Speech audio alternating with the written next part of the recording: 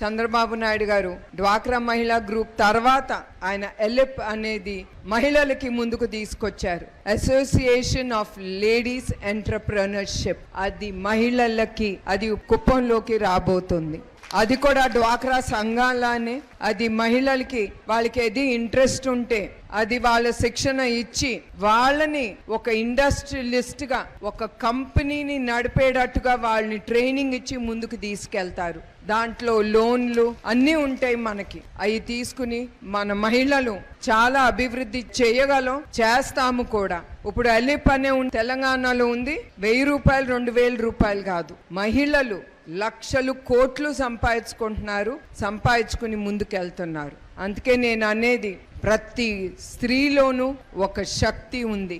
అది ప్రతి ఒక్క స్త్రీ గుర్తించి నాలో ఈ శక్తి ఉంది, నేను ఇది చెయ్యగలను అనుకుని మీరందరూ ముందుకెళ్ళాలని కోరుకుంటున్నాను.